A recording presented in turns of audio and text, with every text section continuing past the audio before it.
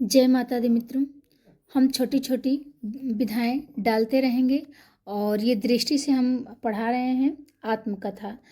तो देखते हैं, अंग्रेजी भाषा के शब्द ऑटोबायोग्राफी को हिंदी में आत्मकथा का पर्याय माना जाता है। यहाँ बायोग्राफी में बायोस और ग्राफिया शब्दों का प्रयोग है, जिनका अर्थ क्रमशः है जीवन और लिखना है। मतलब बायोग्राफिया में बायोस और ग्राफिया शब्द का प्रयोग हुआ है, तो बायोग्राफिया का जीवन है और बायोस का अर्थ लिखना है। जब कोई व्यक्ति साहित्यिक एवं कलात्मक ढंग से अपनी जीवनी स्वयं लिखता है तो उसे आत्मकथा कहते हैं। वियोगी हरि के अनुसार आत्मकथा जीवन की कुछ घटनाओं और अनुभूतियों की एक अभिव्यंजना है। तो वियोगी हरि के अनुसार क्या कहते हैं कि आत्मकथा जीवन की कुछ घटनाओं और अनुभूतियों की एक अभिव्यंजना है। ये वियोगी हरि के अनुसार। हरिवंश राय बच्चन के अनुसार देखते हैं। हरिवंश राय बच्चन के अनुसार जीवन की एक तस्वीर है आत्मकथा। आत्मकथा क्या है? जीवन की एक तस्वीर है। तो हरिवंश राय बच्चन की तस्वीर जीवन में एक लगा दीजिए तो इसकी परिभाषा हमें याद हो जाएगी कि जीवन की एक तस्वीर है आत्मकथा किसने कहा था? तो हरिवंश राय बच्चन ने कहा था। आत्मकथा के लेखक चूंकि स्वयं की ही कथा कहता है, आत्मकथा का जो लेखक होता है वो स्वयं की ही कथा कहता है, इसलिए उससे तटस्थता की अधिक अपेक्षा रहती है। वो तटस्थ रह के ही अपनी आत्मकथा लिखेगा। मैनेजर पांडे क्या कहते हैं? पूरा पूरा सच बोलना आत्मकथा या जीवनी लेखन की नैतिक ही नहीं सौंदर्य बोध की भी शर्त है। तो मैनेजर पांडे क्या कहते हैं? पूरा पूरा सच बोलना आत्मकथा या जीवनी लेखन की नैतिक ही नहीं सौंदर्य बोध की भी शर्त है। मतलब देखिए, मैनेज करना पड़ेगा। अगर पूरा पूरा सच बोलना है आत्मकथा में तो मैनेज करके लिखना पड़ेगा। तो मैनेजर पांडे का ये कथन हो जाएगा। किसी भी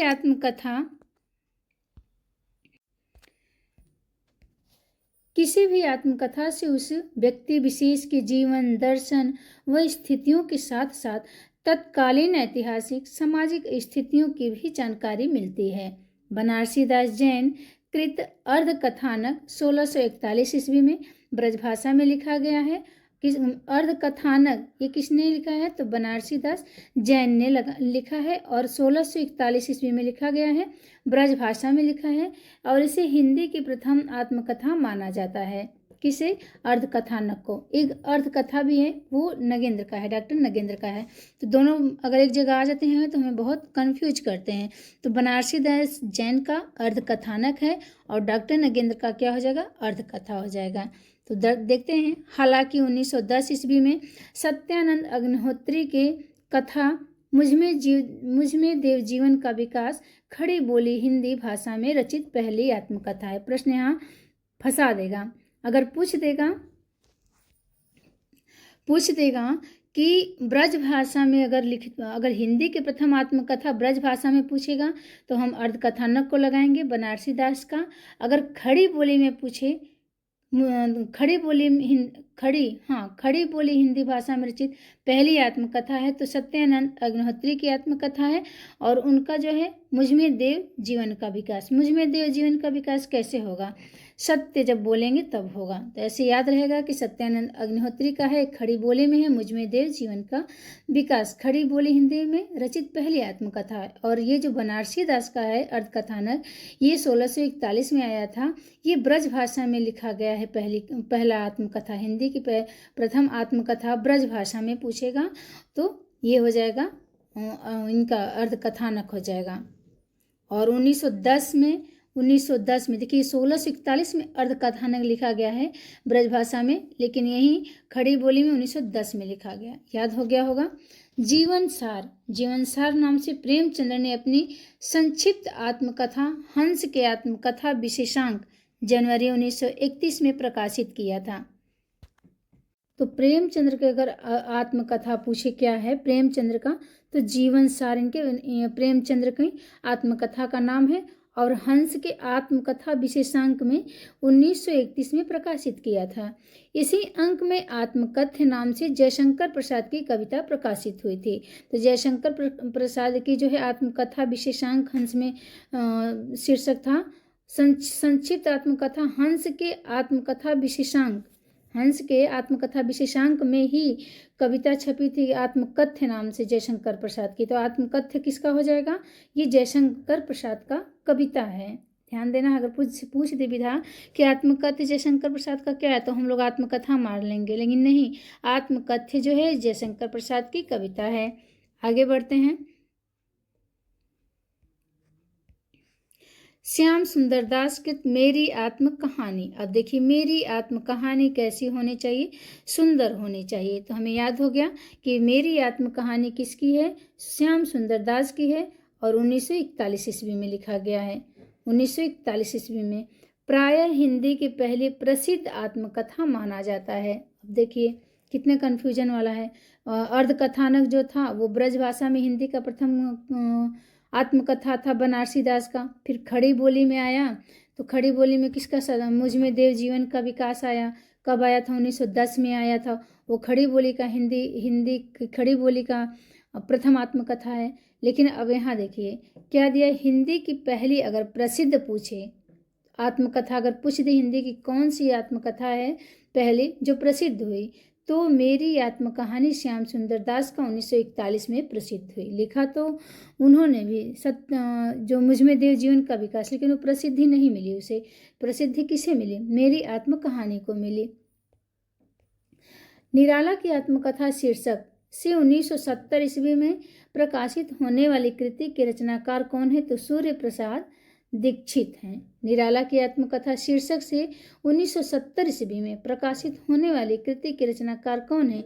तो सूर्य प्रसाद दीक्षित है। ये गर्दिश के दिन नामक शीर्षक से हिंदी एवं बाकी भारतीय भाषाओं के 12 लेखकों की आत्मकथाओं का संपादन 1910 ईस्वी में किसने करवाया था? कमलेश्वर ने करवाया था। प्रश्न बन सकता है, गर्दिश के दिन जो था इसमें कितने कवियों हिंदी एवं बाकी भारतीय भाषाओं के, मतलब हिंदी के भी थे और बाकी भारतीय भाषाएं जो थी उन लोगों की भी थी। 12 लेखकों की आत्मकथा का संपादन किया था किसने? तो ये कमलेश्वर ने किया था। राजकमल चौधरी ने अपनी आत्मकथा भैरवी तंत्र नाम से लिखा है। तो राजकमल चौधरी का क्या है? राजकमल तो चौधरी का है आत्मकथा भैरवी तंत्र नाम से लिखा है इन्होंने। 1948 ईस्वी में विष्णु चंद्र शर्मा ने मुक्तिबोध की आत्मकथा लिखी थी। मुक्तिबोध की आत्मकथा लिखी थी किसने? विष्णु चंद्र शर्मा ने। रामदरस मिश्र की आत्मकथा के चारों भाग, जहां मैं खड़ा हूँ, रोशनी की पगडंडियां, टूटते बनते दिन और उत्तर पथ 1951 ईस्वी में समय है सहचर नाम से एक संकलन में प्रकाशित हुआ। तो इनका जो है रामदरस मिश्र का 4 भाग में है आत्मकथा लिखा है इन्होंने। और जहाँ मैं खड़ा हूँ, रोशनी की पगडंडियाँ, टूटते बनते दिन और उत्तर पथ 1991 ईस्वी में समय है सहचर नाम से एक संकलन में प्रकाशित हुआ। समय है सहचर।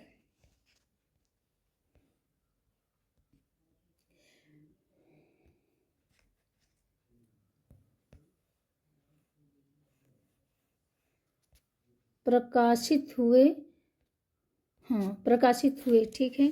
अब आगे देखते हैं क्या है। अब इसी प्रकार रामविलास शर्मा की आत्मकथा के तीनों भागों, अब रामविलास शर्मा के भी 3 भाग हैं। मुंडेर पे सूरज, देर सवेर, आपस की बातें, अपनी धरती अपने लोग शीर्षक से 1996 ईस्वी में प्रकाशित हुआ। तो इनकी जो है रामविलास शर्मा की आत्मकथा 3 भागों में है। मुंडेर पे सूरज, देर सवेर और आपस की बातें, अपनी धरती अपने लोग शीर्षक से 1996 ईस्वी में प्रकाशित हुआ था ये। फिर प्रथम हिंदी की प्रथम महिला आत्मकथा जानकी देवी बजाज ने लिखा है। अगर हिंदी का पूछे कि प्रथम महिला कौन सी हैं जो आत्मकथा लिखी थी, तो ये जानकी देवी बजाज हैं। इनकी आत्मकथा 1956 ईस्वी में मेरी जीवन यात्रा।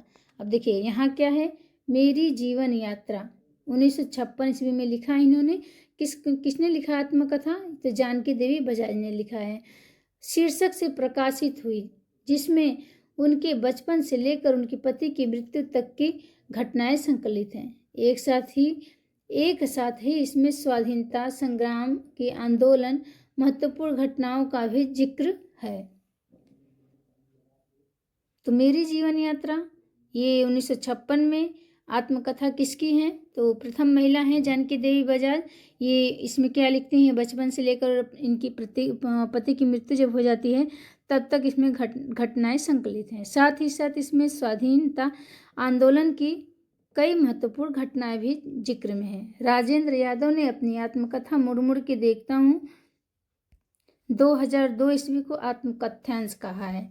प्रश्न बन सकता है कि कौन से ऐसे कवि थे जिन्होंने अपनी कथा को आत्मकथ्यांश कहा था? तो यही राजेंद्र यादव हैं। मुड़ मुड़ के देखता हूँ इसी को कहे थे।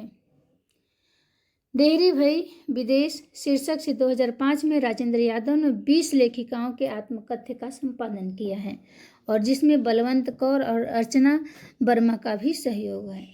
तो लेखिकाओं के आत्मकथ्य का संपादन किया है, किसने किया है? जिसमें 20 लेखिकाओं के आत्मकथ्य का संपादन किया है राजेंद्र यादव ने देहरी भई विदेश नाम से 2005 ईस्वी में। इसमें बलवंत कौर और अर्चना वर्मा का भी सहयोग है। 1999 ईस्वी में प्रकाशित मोहनदास नेमिसराय की आत्मकथा अपने अपने पिंजरे हिंदी की पहली दलित आत्मकथा है। तो मोहनदास नेमिसराय का क्या है? अपने अपने पिंजरे। और ये आत्मकथा कैसा है? हिंदी की पहली दलित आत्मकथा। पूछा जाता है कि हिंदी की पहली दलित आत्मकथा कौन सी है? तो अपने अपने पिंजरे हिंदी की पहली दलित कथा किसकी? मोहनदास नेमिसराय के। 1950 से पहले की प्रमुख आत्मकथा है। 1950 से पहले की प्रमुख आत्मकथाएं को देखते हैं हम लोग। सत्यानंद अग्निहोत्री, इनका है मुझमें देह जीवन का विकास 1910 में, और हिंदी की खड़ी बोले की हिंदी की प्रथम ये आत्मकथा है। स्वामी दयानंद जीवन चरित्र है, 1917 में लिखा है इन्होंने। स्वामी दयानंद का जीवन चरित्र इनकी आत्मकथा में मिलेगा। फिर रामविलास शुक्ल मैं क्रांतिकारी कैसे बना, 1933 में लिखते हैं आत्मकथा कि मैं क्रांतिकारी कैसे बना, तो शुक्ल पक्ष में बन गए, ऐसे याद कर लेंगे। तो रामविलास शुक्ल का है। डॉक्टर श्याम सुंदर दास का है मेरी आत्मकहानी सुंदर है। तो ये पहली प्रसिद्ध आत्मकथा है जो श्याम सुंदर दास ने लिखा है, मेरी आत्मकहानी 1941। मेरी असफलताएं बाबू गुलाब राय ने लिखा है 1941 में। मेरी असफलताएं राहुल संस्कृत्यायन ने लिखा है मेरी जीवन यात्रा 1946। अब देखिए यहाँ आत्मकथा है मेरी जीवन यात्रा, लेकिन ये नहीं, यहाँ आत्मकथा है, लेकिन अगर नहीं पढ़े रहेंगे तो हमें क्या लगेगा कि यात्रा सिद्धांत है। ठीक, यात्रा है, लेकिन ये क्या है? ये जीवनी है। हरिभाऊ उपाध्याय साधना के पथ पर 1946 ईस्वी में लिखा है इन्होंने। हरिभाई उपाध्याय साधना के पक्ष पर 1946 में। डॉक्टर राजेंद्र प्रसाद ने आत्मकथा लिख दी 1947 में। डॉक्टर राजेंद्र प्रसाद ने क्या लिखा? आत्मकथा 1947 में। वियोगी हरि मेरा जीवन प्रवाह 1948 में लिखा है। मेरा जीवन प्रवाह। अब वियोगी हरि, वियोगी मतलब हरि से वियोग हो जाएगा तो मेरे जीवन का प्रवाह कैसा होगा? सभी को पता है वियोगी हरि। तो मेरा जीवन प्रवाह 1948। सन 1950 के बाद हिंदी की प्रमुख आत्मकथाएं देखते हैं। यशपाल का आत्मकथा है सिंहावलोकन। सिंहावलोकन को 3 भागों में लिखा है किसने? यशपाल। सिंहावलोकन 1951, दूसरा भाग जो है सिंहावलोकन 1952, और तीसरा भाग आया 1955 में। तो पहला दूसरा तो ठीक है 51-52 में आया, लेकिन 53-54 छोड़ के 55 में तीसरा आ गया यशपाल का सिंहावलोकन।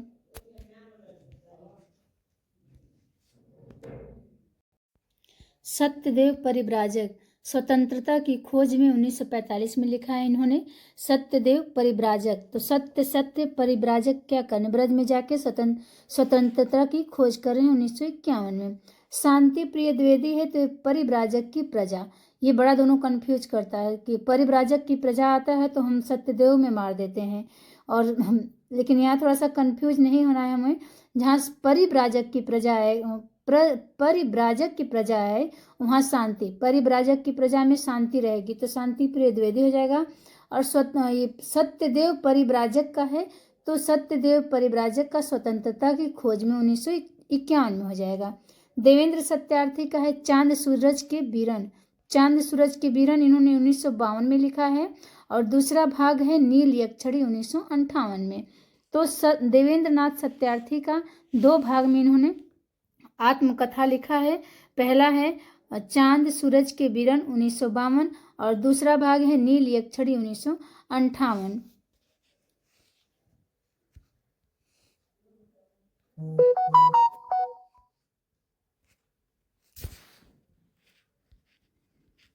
फिर गंगा प्रसाद उपाध्याय, गंगा प्रसाद उपाध्याय का है, इनका तीसरा भाग भी आया है। तीसरा भाग इनका है नाच मेरी बुलबुल।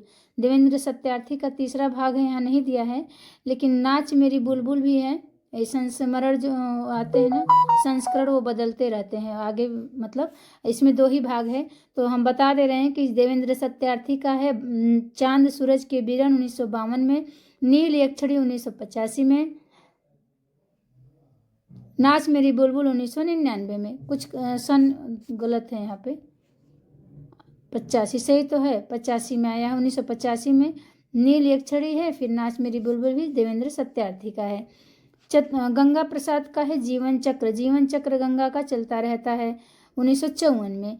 चतुरसेन शास्त्री का दो भाग में इन्होंने आत्मकथा लिखा है, यादों की परछाइयाँ 1956 में और दूसरा भाग जो है मेरी आत्मकथा 1963 में। चतुरसेन शास्त्री इन्होंने आत्मकथा दो भाग में लिखा। चतुरसेन शास्त्री ने एक भाग एक में यादों की परछाइयाँ 1956 में, भाग दो है मेरी आत्मकहानी। तो चतुर लोग क्या करते हैं, यादों की परछाइयों के पीछे नहीं भागते हैं कि कहते हैं मेरी आत्मकहानी अलग है। तो चतुर लोग क्या करते हैं, यादों के पीछे नहीं भागते हैं। तो यादों की परछाइयाँ 1956 में, मेरी आत्मकहानी अलग है मतलब 1963 में। दो है, दो भाग में है चतुरसेन शास्त्री का। हम ट्रिक भी बता रहे हैं। सेठ गोविंद दास, सेठ लोग होते हैं ना गोविंद दास, ये आत्मनिरीक्षण करते रहते हैं अपना। तीन भाग में है 1958 ईस्वी में लिखा है गोविंद दास ने आत्मनिरीक्षण। देवराज उपाध्याय इन्होंने बचपन के 2 दिन जिए थे कि भाग 2 में क्या है यौवन के द्वार पे आ गए।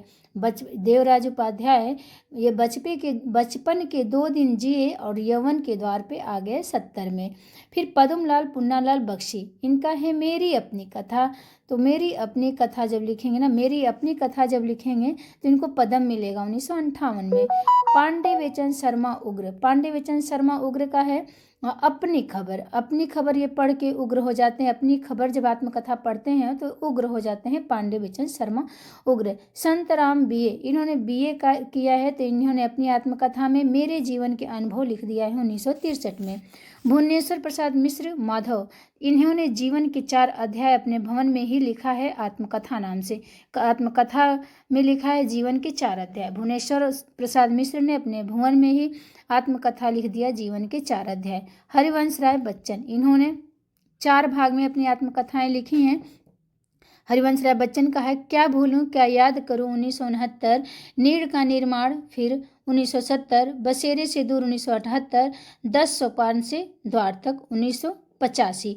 तो 69, 70, 78, 85, 69, 70 एक साथ कर लेंगे, 69, 70 फिर 78, 85। तो KNBD इसका ट्रिक है, KNBD ऐसे हरिवंश राय बच्चन का अगर क्रम लगाने के लिए दे दे तो KNB और D हो जाएगा ना। तो K से होगा क्या भूलूं क्या याद करूं 1969, N से हो जाएगा नीड़ का निर्माण फिर 1970, B से हो जाएगा बसेरे से दूर 1978 और D से हो जाएगा 10 द्वार से सोपान तक 1985। आगे देखते हैं वृंदावन लाल वर्मा अपनी कहानी। वृंदावन लाल वर्मा की अपनी कहानी, मेरी अपनी कथा जो था वो क्या था, वो पद्म लाल पन्ना का आत्मकथा था। देखिए मेरी अपनी कहानी ये आत्मकथा है और अब नहीं, मेरी अपनी आत्मकथा, मेरी आत्मकहानी था चतुरसेन शास्त्री का ना, मेरी आत्मकहानी चतुरसेन शास्त्री लगते थे, मेरी अपनी कथा पद्मलाल पुन्ना लिखे थे। और इनका है वृंदावन। अपनी कहानी कहाँ सुनाएंगे हम? तो वृंदावन में जाके सुनाएंगे। कहाँ सुनाएंगे? वृंदावन में जाके सुनाएंगे। अपनी आत्मकथा किसकी है? वृंदावन लाल वर्मा का। राम अवतार अरुण, अरुण इनका नाम है, तो अरुणायन इन्होंने लिख दिया आत्मकथा में। कृष्णचंद्र, कृष्णचंद्र आधे सफर की पूरी कहानी बता देते हैं, आधे सफर करके पूरी कहानी आत्मकथा में अपनी लिख देते हैं। कौन? कृष्णचंद्र। भाई कृष्ण है तो कृष्णचंद्र, कृष्णचंद्र, तो इन्होंने आधे सफर की और पूरी कहानी आत्मकथा में लिख दी। बलराज साहनी, बलराज साहनी है तो ये मेरी फिल्मी आत्मकथा, ये फिल्मी दुनिया से जुड़े हुए भी थे बलराज साहनी, तो इन्होंने मेरी फिल्मी आत्मकथा 1947 में लिख दिया। रामविलास शर्मा कहते हैं घर की बात, ये अपनी आत्मकथा में घर की ही बात लिखते हैं 1983 में रामविलास शर्मा। शिव पूजन सहाय, मेरा जीवन शिव के पूजन में जाएगा, मेरा जीवन 1985 शिव पूजन सहाय का हो जाएगा।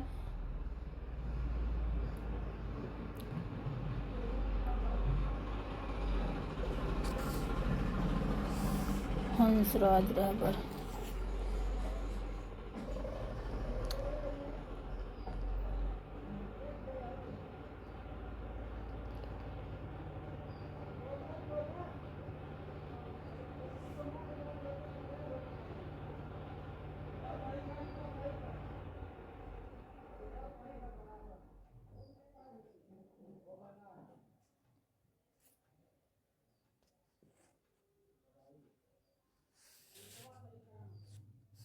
ये रामविलास शर्मा घर की बातें भी लिखते हैं और अपनी धरती अपने लोग भी लिखते हैं। मुंडेर पे सूरज, देर सबेर आपस की बातें इनकी है। अपनी धरती अपने लोग, मुंडेर पे सूरज, देर सबेर आपस की बातें, इतने इसमें लिखा है इन्होंने अपनी धरती अपने लोग में, और घर की बातें।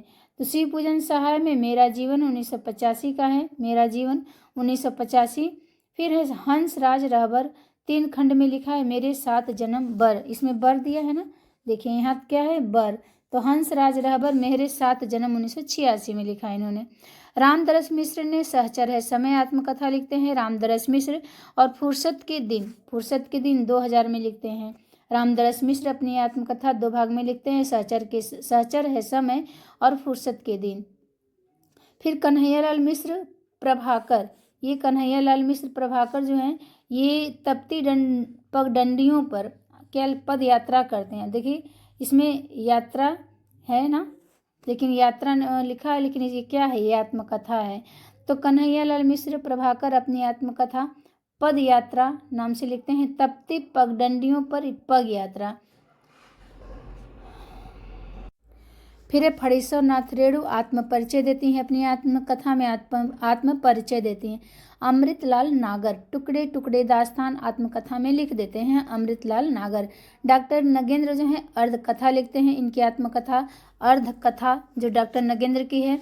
और बनारसी दास जैन था ना, बनारसी दास जैन का क्या था? अर्धकथानक, 1641 में लिखते हैं अर्धकथानक, पूरा अर्धकथानक बनारसी दास जैन लिखते हैं। और अर्धकथा जो है डॉक्टर नगेंद्र लिखते हैं 1988 में। यशपाल कहते हैं मेरी जीवन धारा कैसी है? यश अच्छी है, तो यशपाल हो जाएंगे। रामविलास शर्मा अपनी धरती अपने लोग लिखते हैं, रामविलास शर्मा अपनी धरती अपने लोग लिखते हैं, रामविलास शर्मा। और ऊपर भी इन्होंने कुछ लिखा था, रामविलास शर्मा ने घर की बात भी लिखते हैं और अपनी धरती अपने लोग, इसी में इन्होंने मुंडेर पे सूरज, देर सबेर आपस की बातें लिखी हैं। रविंद्र कालिया है गालिब छुट्टी शराब, 2000 रुपये इनको दे दो, कह रहे हैं रविंद्र कालिया गालिब छुट्टी शराब करा देंगे। कमलेश्वर जो है 3 भागों में लिखते हैं, जो मैंने जिया 1992 में है, यादों का चिराग 1997 में, जलती हुई नदी 1999 में। तो कमलेश्वर की आत्मकथा जो है, जो मैंने जिया यादों का चिराग जला के जलती हुई नदी में बहा दिया, ये ट्रिक है कमलेश्वर की आत्मकथा याद करने की। क्या है? जो मैंने जिया यादों का चिराग जला के जलती हुई नदी में बहा दिया। भगवती चरण वर्मा कहीं ना जाए का कहिए, ये आत्मकथा लिखते हैं, कहते हैं आत्मकथा में कि कहीं ना जाए का कहिए भगवती के शरण में जाना है। राजेंद्र यादव कहते हैं मुड़ मुड़ कर देखता हूँ, आत्मकथा लिखने के बाद ये कहते हैं मुड़ मुड़ के देखता हूँ राजेंद्र यादव, तो आत्मकथा हो जाएगा। अखिलेश का और वह जो यथार्थ था, अखिलेश अपनी आत्मकथा में लिखते हैं कि और वह जो यथार्थ था 2001 में। भीष्म साहनी आज के अतीत में जीते हैं, 2003 में। भीष्म साहनी आज के अतीत इनकी आत्मकहानी है, आत्मकथा है। और अशोक वाजपेयी जो है पाव भर जीरे में ब्रह्मभोज कर लेते हैं, अपनी आत्मकथा में लिखते हैं 2003 में। स्वदेश दीपक, मैंने मांडू नहीं देखा। भाई स्वदेश में दीपक जलाते रहोगे तो मांडू कैसे देखोगे? तो इनकी आत्मकथा हो जाएगा मैंने मांडू नहीं देखा, 2003 में स्वदेश दीपक। रविंद्रनाथ त्यागी, बसंत से पतझड़ तक, ये 2005 से त्यागते आ रहे हैं। कौन? रविंद्रनाथ त्यागी, त्यागते आ रहे हैं। फिर हैं विष्णु प्रभाकर, इन्होंने 3 भाग में आत्मकथा लिखा। 3 भाग में 2004 में ही तीनों भाग लिख दिया विष्णु प्रभाकर। विष्णु प्रभाकर का है पंखहीन मुक्त गगन में पंछी उड़ गया, 2004 में है। तो पंखहीन मुक्त गगन में पंछी उड़ गया विष्णु प्रभाकर का हो जाएगा। कन्हैयालाल नंदन, भाग 1 में एक अंतहीन तलाश, 2007 में लिखते हैं कन्हैयालाल नंदन। कन्हैयालाल क्या करें? नंदन है ना ये यशोदा के। तो एक अंतहीन तलाश में निकल जाते हैं और कहाँ कहाँ से गुजरा ये नहीं बताते हैं अपनी माँ को। कन्हैयालाल नंदन, ये किसी के नंदन हैं, यशोदा मैया के कन्हैयालाल नंदन। एक अंतहीन तलाश में निकल जाते हैं और कहाँ कहाँ से गुजरा ये आत्मकथा में अपने लिखते हैं, अपनी माँ को नहीं बताते हैं। डॉक्टर देवेश ठाकुर का यूं ही जिया, अब ठाकुर हैं भाई देवेश, वेश में आके कहते हैं यूं ही जिया, 2007 में यूं ही जिया किसने कह दिया? देवेश, वेश में आके कह दिए देवेश ठाकुर। कृष्ण बलदेव वैद्य हैं, सम अहर रंग, सम अहर रंग कृष्ण बलदेव वैद्य का है। नंद चतुर्वेदी, ये अतीत राग गाती हैं। नंदे क्या करती हैं? अपना अतीत राग गाती रहती हैं, तो नंद चतुर्वेदी अतीत राग। जाबिर हुसैन रेत पर खेमा गाड़ देते हैं अपने तबला से। जाबिर हुसैन क्या करते हैं? रेत पर खेमा गाड़ देते हैं। और सुमित्रा नंदन पंत 60 वर्ष एक रेखांकन में बिता देते हैं। सुमित्रा नंदन पंत जो हैं ये 60 वर्ष एक एकांकन में क्या करती हैं? सुमित्रा नंदन पंत 60 वर्ष एक रेखांकन में बिता देते हैं। मिथिलेश्वर कहते हैं कहाँ तक कहे युगों की बात, ये अपनी आत्मकथा में लिखते हैं कि कहाँ तक कहे युगों की बात, 2011 में। और स्वयं प्रकाश लिखते हैं धूप में नंगे पांव, 2019 में लिख देते हैं।